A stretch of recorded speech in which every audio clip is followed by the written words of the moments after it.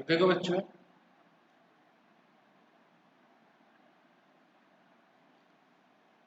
Consistency, बेटा given pair of linear equation are said to be consistent. बेटा हम consistent कब बोलते हैं? जब एटलीस्ट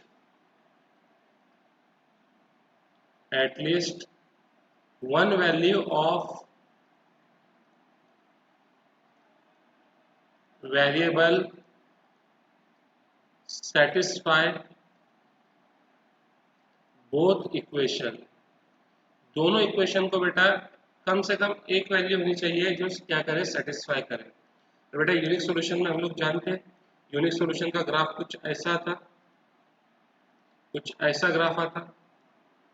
तो ये जो x की वैल्यू है ये, और ये जो y की वैल्यू है ये बेटा दोनों के ग्राफ पे लाई करती, इस ग्राफ पे भी लाई करती और साथ ही साथ बेटा इस ग्राफ पे भी लाई करती। तो बेटा जो ब्लैक वाला पॉइंट है दोनों इक्वेशन को क्या करेगा, सेटिस्फाई करेगा। तो यूनिक सॉल्यूशन में x और y की एक ऐसी वैल्यू है जो दोनों इक्वेशन को सेटिस्फाई करेगी। इसके लिए बेटा यूनिक सॉल्यूशन को हम क्या बोलते हैं, कंसिस्टेंट। लेकिन बेटा अगर मैं बात करूं नो सॉल्यूशन की, बेटा नो सॉल्यूशन का ग्राफ कुछ ऐसा आता, ऐसा ग्राफ, पैरेलल लाइन, यानी कोई कॉमन पॉइंट नहीं है, कोई कॉमन पॉइंट नहीं है। इसका मतलब कोई वैल्यू नहीं है, नो वैल्यू, जो क्या करे, दोनों इक्वेशन को क्या करे, सेटिस्फाई करे। इसके लिए बेटा हम लोग लीनियर इक्वेशन जिनका नो सॉल्यूशन है उनको हम लोग बोलते हैं इनकंसिस्टेंट। ठीक है। अब इनफाइनाइटली मेनी सॉल्यूशन की बात करें तो इनका ग्राफ कैसा आता बेटा, इनका ग्राफ एक के ऊपर एक आता, यानी इनके अंदर क्या है, इनमें infinite number of common points है, बहुत सारे कॉमन पॉइंट्स है। इनके अंदर ऐसी बहुत सारी वेरिएबल की वैल्यू है जो दोनों इक्वेशन को क्या करेंगे, सेटिस्फाई करेंगे। और हमारा कंसिस्टेंट का मतलब क्या था कि एक वैल्यू सेटिस्फाई कर दे, कम से कम एक, यहाँ तो बहुत ज्यादा है, तो ये भी क्या कहलाएंगे बेटा, कंसिस्टेंट। बेटा कंसिस्टेंट समझ में आया? कंसिस्टेंट का मतलब जब एटलीस्ट हमारे पास एक एक पेयर हो अननोन का जो क्या करे, दोनों इक्वेशन को सेटिस्फाई करे, तो वो कहलाता कंसिस्टेंट। और अगर हमारे पास ऐसा कोई भी बेटा हमारे पास वैल्यू नहीं है वेरिएबल की जो दोनों इक्वेशन को सेटिस्फाई करे, वो कहलाता है इनकंसिस्टेंट। अब देखो बच्चों, A1 यानी इसका मतलब यूनिक सॉल्यूशन और इनफाइनाइटली मेनी सॉल्यूशन, यानी जिनका सॉल्यूशन है, चाहे एक सॉल्यूशन हो या बहुत सारे सॉल्यूशन हो, वो हमेशा क्या रहेंगे, कंसिस्टेंट। और बेटा जिनका कोई सॉल्यूशन नहीं है वो रहेंगे इनकंसिस्टेंट। अब बेटा देखो A1 A2 B1 B2 C1 C2 ये वही चीजें हैं जो हम लोग क्रॉस मल्टीप्लिकेशन में यूज कर रहे थे। A1 A2 क्या थे बेटा, वो थे तुम्हारे x के कोएफिशिएंट, B1 B2 क्या थे, y के कोएफिशिएंट, और C1 C2 क्या थे, कांस्टेंट। अब देखो बेटा यूनिक सॉल्यूशन की क्या कंडीशन है, तो बेटा यूनिक सॉल्यूशन की कंडीशन है A1 upon A2 is not equal to B1 upon B2। A1 upon A2 is not equal to B1 upon B2। A1 और बेटा देखो अभी नो सॉल्यूशन की A1 upon A2 is equal B1 upon B2 is not equal C1 upon C2। Infinitely many solution की A1 upon A2 is equal B1 upon B2 equal C1 upon C2। इनको याद कर लो बच्चों, तीनों को याद कर लो। चलो हम आगे बढ़ते हैं।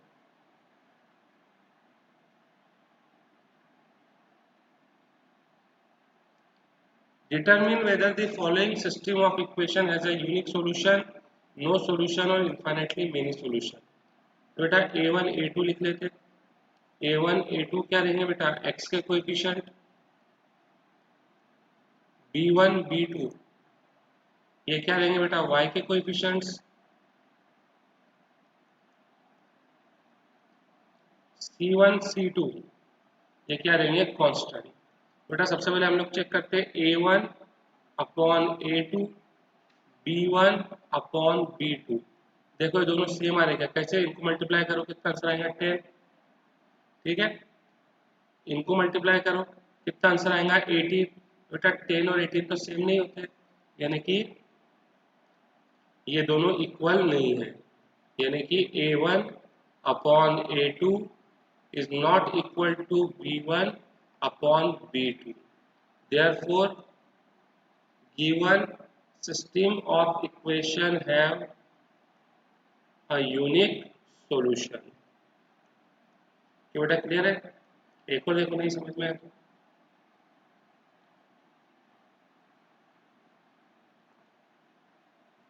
देखो बेटा A1 और A2 लिखो, A1 और A2, ये A1 और ये A2, B1 और B2, ये B1 और बेटा ये B2,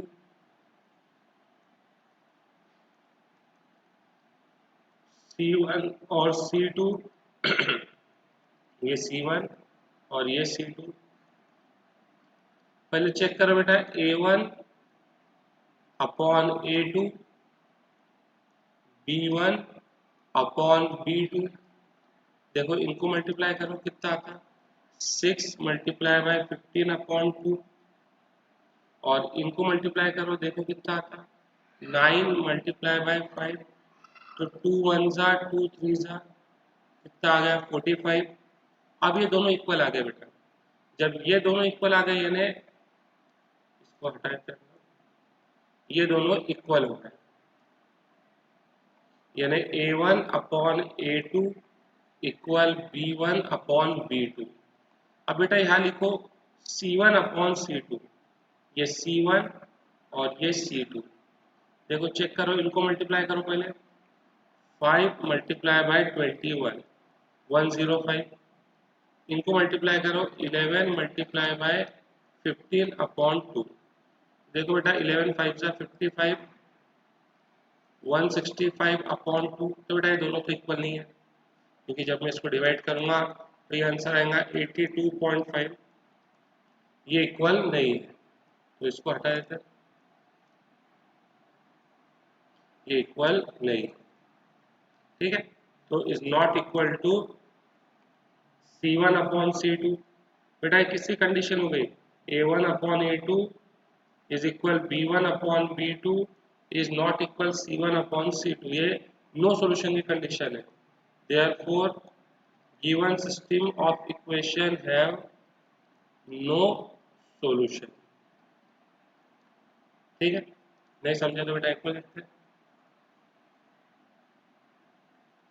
देखो बेटा पहले इक्वेशन को एक जैसा लिखो, जैसा इसके अंदर वेरिएबल एक साइड में और कांस्टेंट एक साइड में है, देखो वेरिएबल एक साइड में और कांस्टेंट दूसरे साइड में है, तो बेटा इस इक्वेशन में भी वैसा करो, वेरिएबल एक साइड में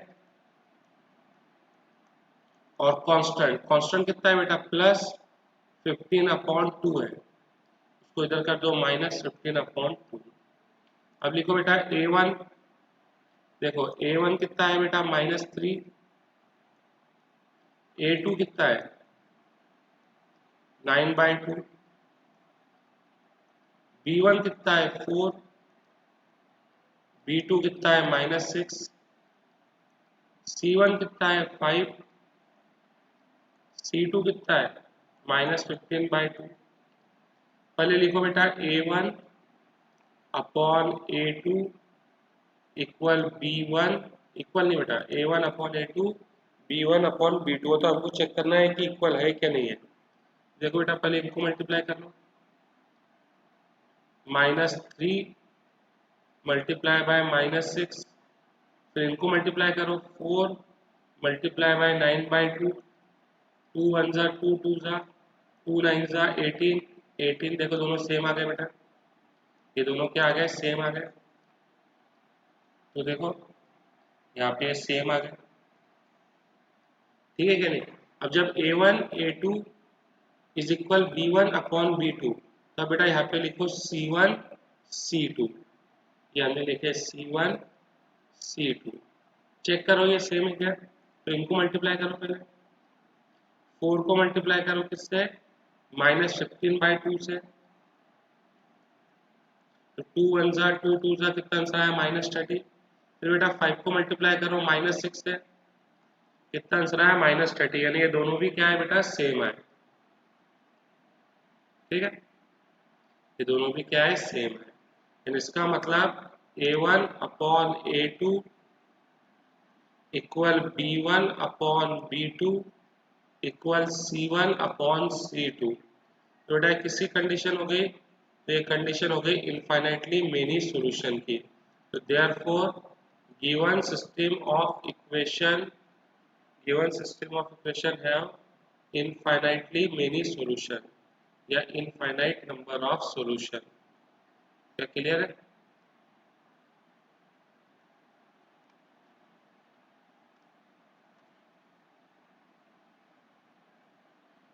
क्या बच्चा था, क्लियर हो गया सबको?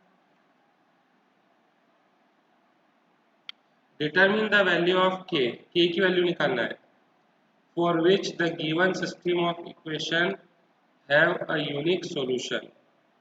भाई यूनिक सॉल्यूशन की बात कर रहा है, ठीक है। तो पहले A1 A2 देख लो, इक्वेशन एक जैसे होना चाहिए, वेरिएबल एक तरफ कांस्टेंट एक तरफ। अब बेटा A1 A2 लिख लो, देखो A1 कितना है 1, A2 कितना है 3, B1 कितना है -k, B2 कितना है 2, C1 है 2, C2 है -5। अब इसने हमको क्या बोला कि given system of equation have unique solution, unique solution.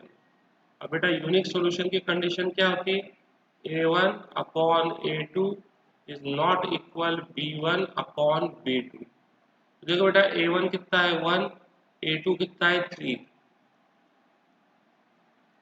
B1 B1 कितना है -k, B2 कितना है 2। ठीक है बेटा, तो बेटा क्रॉस मल्टीप्लाई करो, ये हो जाएगा -3 के, बीच में नॉट इक्वल टू का साइन है, ये कितना हो जाएगा 2। तो बेटा -3 मल्टीप्लाई में है, यहाँ पे आएगा तो काय में आ जाएगा डिवाइड में, यानी k is not equal to -2/3। इसका मतलब क्या होता है बेटा, तो इसका मतलब होता k will have any real value, कोई भी वैल्यू हो सकती है बेटा, लेकिन एनी रियल वैल्यू k की कोई वैल्यू हो सकती है, लेकिन -2/3 नहीं हो सकती। तो k will have any real value other than -2/3। ठीक है बेटा, इसके पहले वाले क्वेश्चन में हमको देखना था कि कौन सा सॉल्यूशन है, यूनिक है, इनफाइनाइट है या नो सॉल्यूशन है। और अब उसने हमको सॉल्यूशन दे दिया है और हमको के अननोन्स की वैल्यू निकालनी है।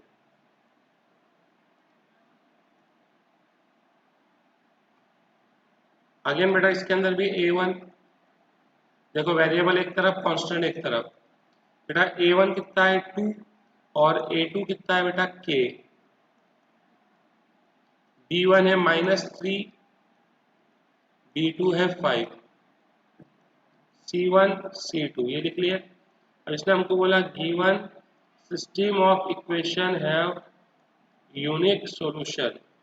अब बेटा यूनिक सॉल्यूशन की कंडीशन क्या है, A1 upon A2 is not equal B1 upon B2। तो बेटा A1 कितना है, A1 है 2, A2 है k, B1 है -3, B2 कितना है 5। मल्टीप्लाई करो -3 के, नॉट इक्वल 2 5 जा 10, तो बेटा k नॉट इक्वल 10/-3, यानी k नॉट इक्वल -10/3। इसका मतलब k की बेटा कोई भी रियल वैल्यू हो सकती है, तो k will have any real value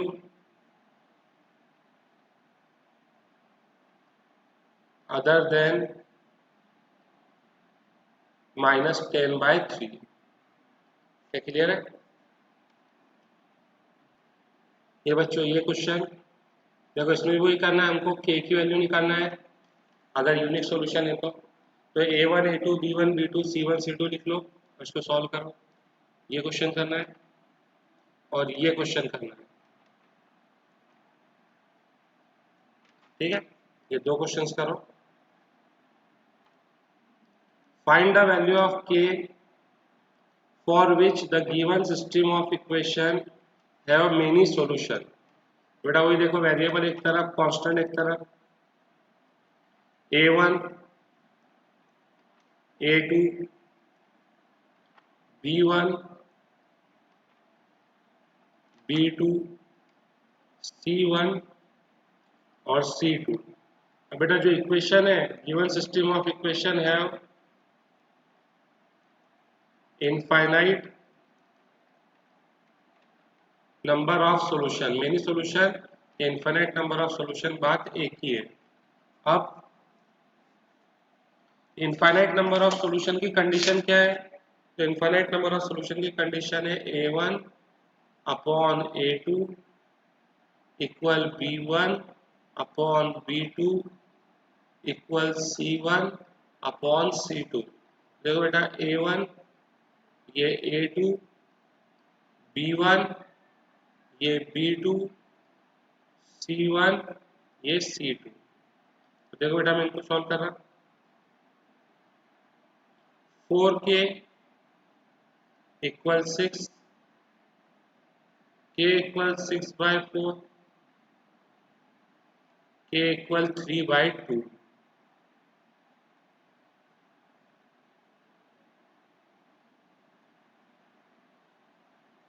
ठीक है,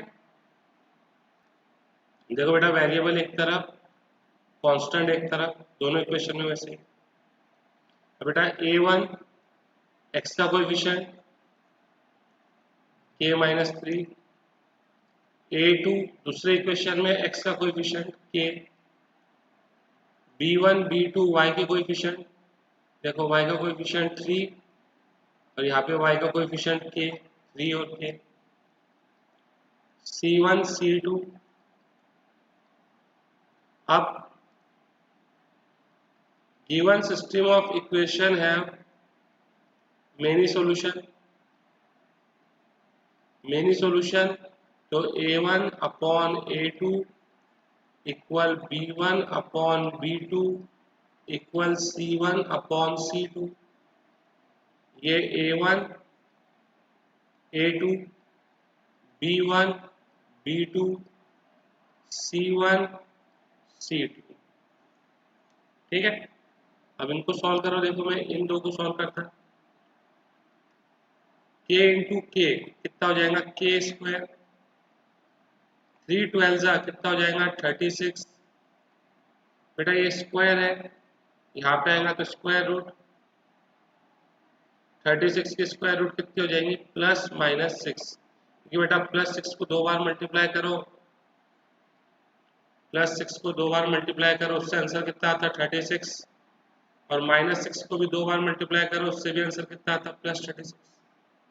अब देखो, अगर कोई बच्चा इनको सॉल्व करता तो क्या होता था, देखो k इंटू के square minus 3k equal 3k। ठीक है, अब ये बेटा -3 प्लस 3k यहाँ पे आएगा तो क्या हो जाएगा, -3k, यानी -6k, दोनों में से k कॉमन, तो क्या बचा, k-6। बेटा k, देखो दो फैक्टर आ गए ना बेटा, एक फैक्टर ये, दूसरा फैक्टर ये। बेटा पहले फैक्टर के इक्वल में 0 डालो या दूसरे के इक्वल में 0 डालो, तो k इक्वल 0 और k इक्वल 6। तो देखो यहाँ से भी दो वैल्यू आ रही है। अब बेटा देखो, दोनों में कॉमन क्या है, दोनों में कॉमन है k इक्वल 6 और यहाँ पे भी k इक्वल 6। इसके लिए बेटा हमारा फाइनल आंसर हो जाएगा k इक्वल 6। बेटा हमको दोनों में से कॉमन वैल्यू निकालनी है। ऐसे दो वैल्यू आई थी हमारी, कौन कौन सी, 0 और 6। और देखो बेटा यहाँ से भी दो वैल्यू आई थी, एक +6 और एक -6। दोनों में कॉमन क्या है बेटा, दोनों में कॉमन है 6। इसके लिए हमारा आंसर हो जाएगा 6। क्या क्लियर है बेटा? यहाँ पे बेटा a1 k, a2 12, b1 3, b2 k, c1 k-3, c2 k। given system of equation have many solution,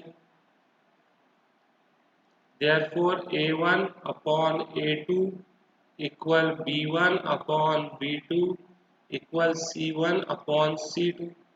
अब बेटा a1 कितना है k, a2 कितना है 12, b2 b1 कितना है 3, b2 k, c1 k minus 3, c2 कितना है k।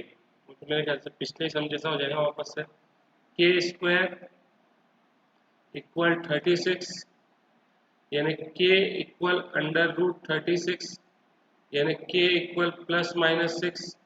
यहाँ से k की दो वैल्यू आई, एक प्लस 6 और एक माइनस 6। ठीक है, अब इसको भी सॉल्व करके देखो बेटा, इसको सॉल्व करो, देखो कितना हो जाएगा ये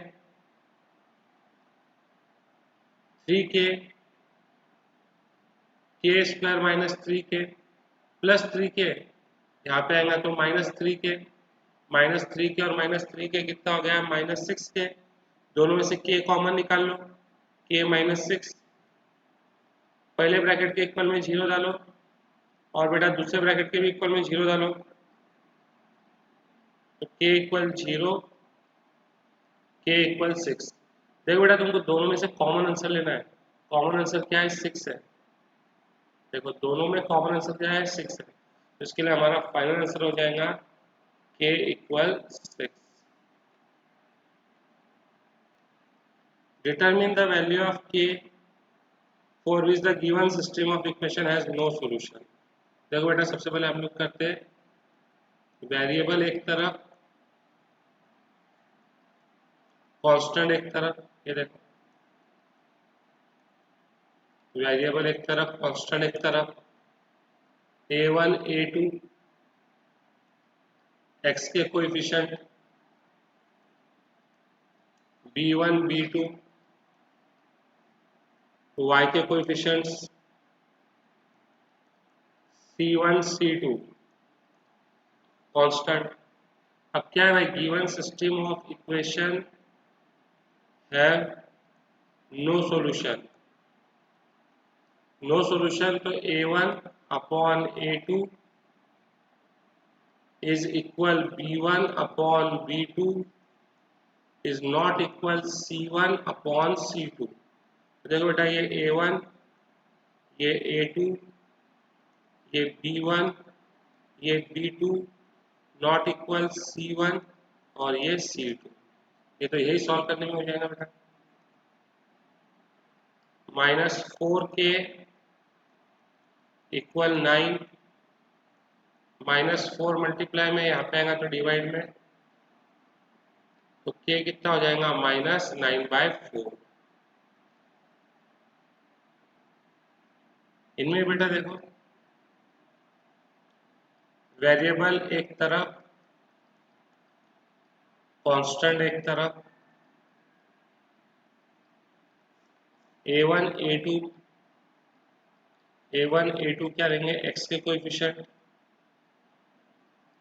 b1 b2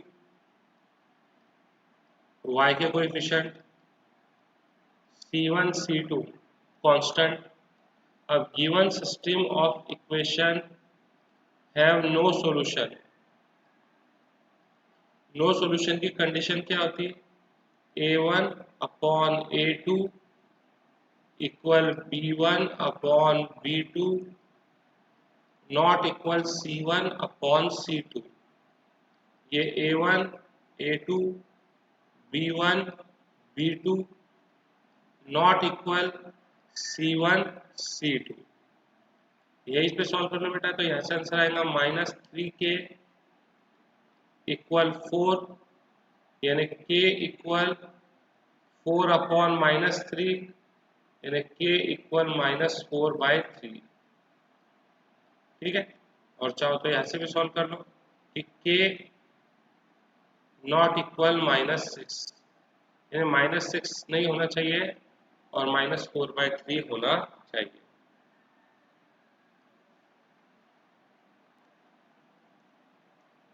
For what value of k x plus 2y plus 7 equal 0, 2x plus ky plus 14 equal 0। इसको हम लोग लिख लेते हैं वेरिएबल एक तरफ, कांस्टेंट एक तरफ,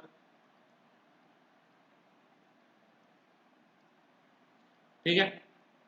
A1 A2 लिख लेते हैं, A1 A2, B1 B2, C1 C2, ठीक है। ये किसको रिप्रेजेंट कर रहे हैं बेटा? Coincident line. कोइंसिडेंट लाइन यानी जो लाइन एक के ऊपर एक आती है, और एक के ऊपर एक लाइन कब आती है बेटा? जब इनफाइनाइट नंबर ऑफ सॉल्यूशन है, यानी given system of equation have infinite number of solution. और बेटा इनफाइनाइट नंबर ऑफ सॉल्यूशन की कंडीशन होती है A1 upon A2 equal B1 upon B2 equal C1 upon C2। ये A1, ये A2, ये B1, ये B2, C1 और C2। देखो सॉल्व कर लो बेटा, K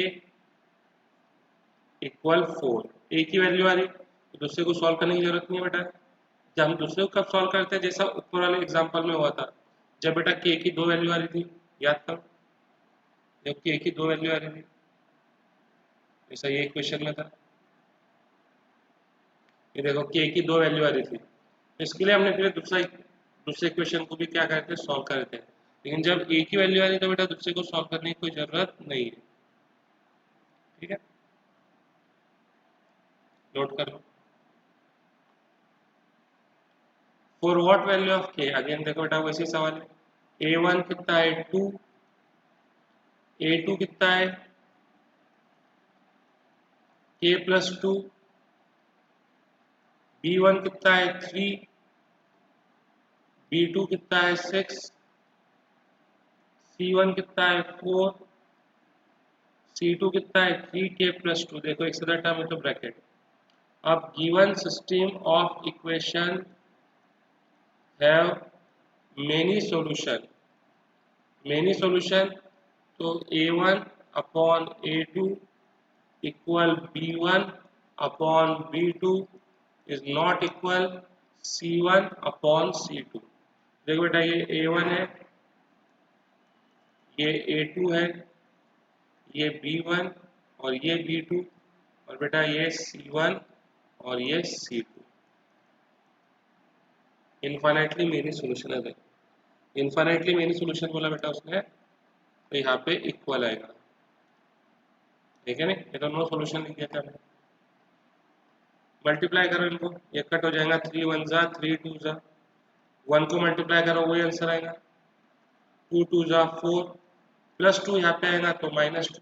जैसा मैंने बोला, अगर एक सिंगल वैल्यू आती दूसरे को सॉल्व करने की जरूरत नहीं है, अगर तुम करेंगे भी तो वही आंसर आएगा।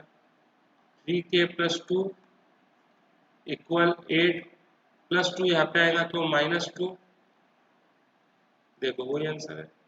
प्लस 2 यहाँ पे आएगा तो माइनस 2 हो गया, 3 मल्टीप्लाई में यहाँ पे आएगा तो डिवाइड में, यानी K इक्वल 2, ठीक है। अगर यहाँ एक वैल्यू आती है तो सॉल्व मत करो, लेकिन अगर यहाँ दो वैल्यू आती है बेटा फिर इसको सॉल्व करना कंपलसरी है, एक आती तो फिर मत करो, वही आंसर आएगा। Find the value of P and Q for which following system of equation has infinite number of solution. बेटा A1 लिख लो, A1 कितना है? 2, A2 कितना है? P प्लस Q,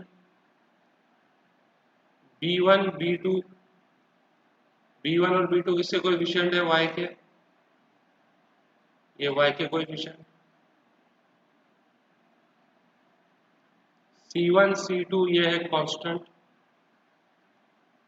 और इसने क्या बोला? गिवन इक्वेशन है इनफाइनाइट नंबर ऑफ सॉल्यूशन,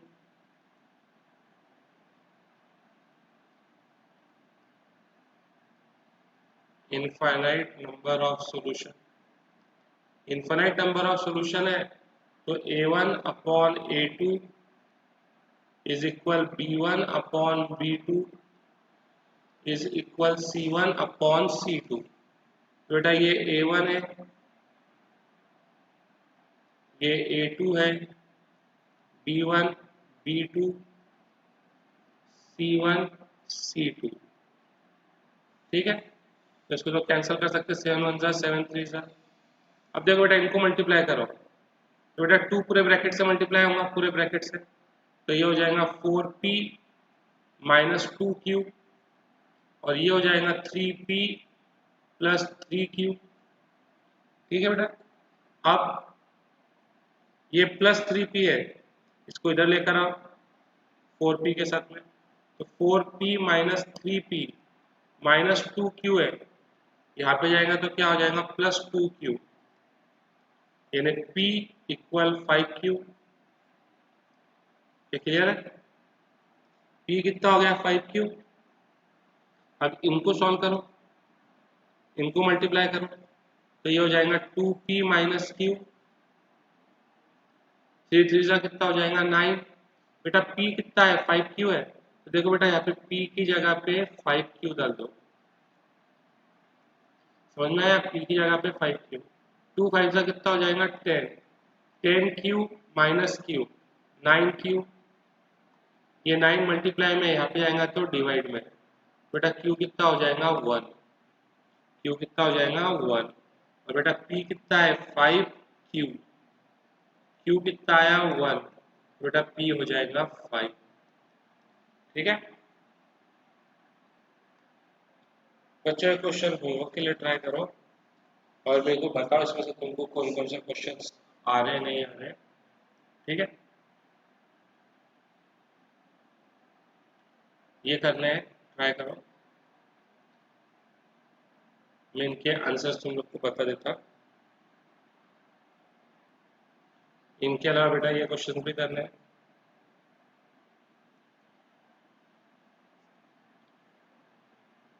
ठीक है, करो बच्चों, जो डाउट है बताओ, मैं करा दूँ।